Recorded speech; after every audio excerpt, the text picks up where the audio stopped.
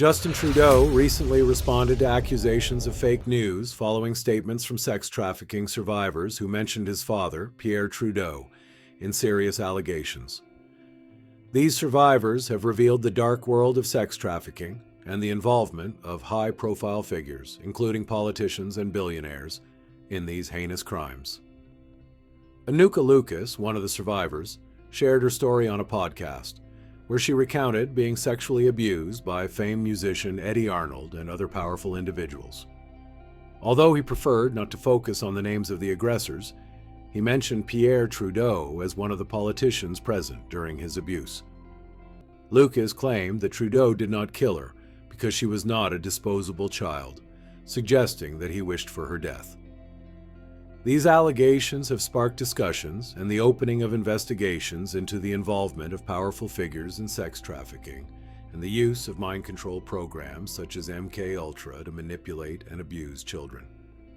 Kathy O'Brien, another survivor, has spoken about her experience since the 80s and has also pointed to Pierre Trudeau as involved in these crimes. O'Brien said she was sold to the CIA's MKUltra project by her father and sexually abused by Pierre Trudeau when she was 9 years old. According to O'Brien, Trudeau was an expert in mind control and used his knowledge to manipulate and control both individuals and nations. He also claimed that Trudeau's wife, Margaret, could have been a victim of MKUltra mind control, and that Justin Trudeau could have been groomed by his father to lead Canada into a new world order through genetic design or mind control. While these allegations are disturbing, it is critical to address and investigate them in order to bring justice to survivors and protect innocent children from these crimes. It is crucial for people to conduct their own research into the names and claims made by these survivors to uncover the truth behind these allegations. The Canadian government and law enforcement agencies must take these allegations seriously and conduct thorough investigations to uncover the truth. The survivors of these crimes deserve to be heard and believed, and those responsible must be held accountable for their actions. In relation to the situation in Gaza, a group of Canadian health workers accused Justin Trudeau's government of being complicit in the genocide in Gaza due to its inaction.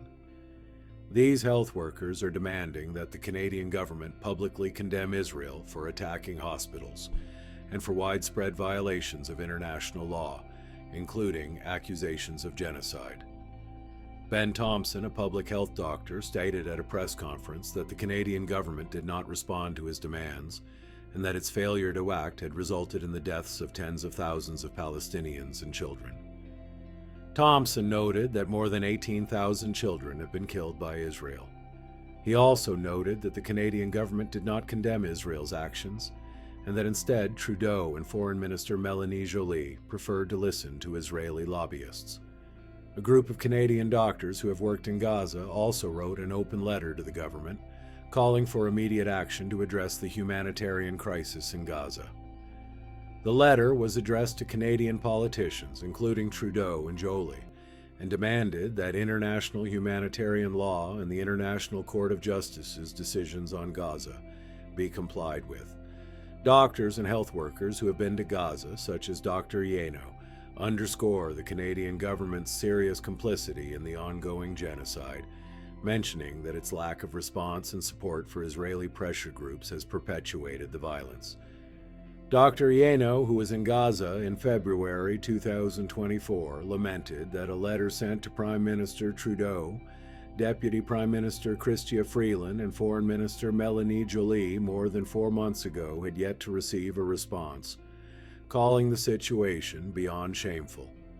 In addition, the Canadian government's inaction has been seen as active in ongoing support for the genocide, as instead of condemning Israeli actions, Trudeau and Joly have chosen to ignore the violence, human rights violations, and destruction in Gaza. Doctors are demanding that the Canadian government put aside its relationship with pro-Israel lobbyists and act to end the massacre in Gaza. They insist that the Trudeau government must take responsibility for its decisions and change course to end what they call a genocide. The group Eyewitness Gaza, made up of Canadian doctors who have worked in Gaza and documented the crisis, continues to fight for stronger international intervention and public condemnation of Israel. The situation in Gaza, marked by the destruction of hospitals and the death of thousands of innocents, has been classified as genocide by these health professionals, who have witnessed firsthand the brutality on the ground. These testimonies from survivors of sex trafficking and doctors denouncing the genocide in Gaza highlight the urgent need for the Canadian government to take a more active and ethical stance in the international arena. The lack of a forceful response and perceived complicity in both situations of violence have generated growing pressure both domestically and globally for the Trudeau government to act justly, acknowledging and addressing both human rights violations and crimes against humanity in Gaza. Pressure on the Canadian government continues to mount, both inside and outside the country, as more voices are raised in support of victims of abuse and violence. Survivors of sex trafficking have made it clear that silence and inaction are not viable options.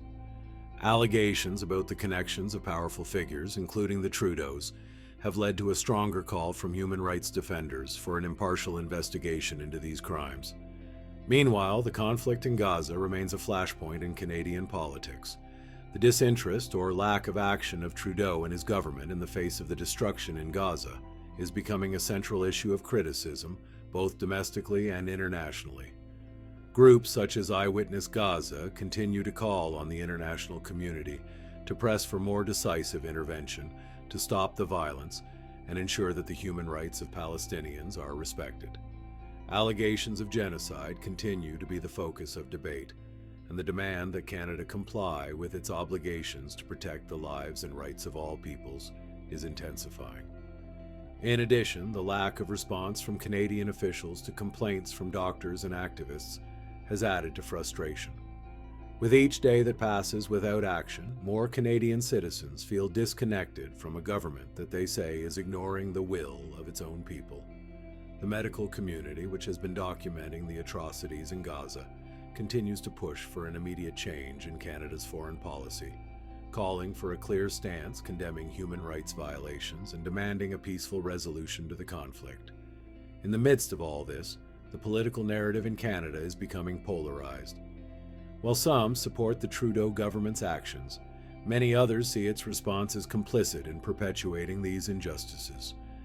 The debate over the future of Canada's foreign policy, especially in relation to the Israeli-Palestinian conflict, remains a divisive issue, with internal forces demanding a significant change in the way the country handles its international relations. Demands for justice for abuse and sex trafficking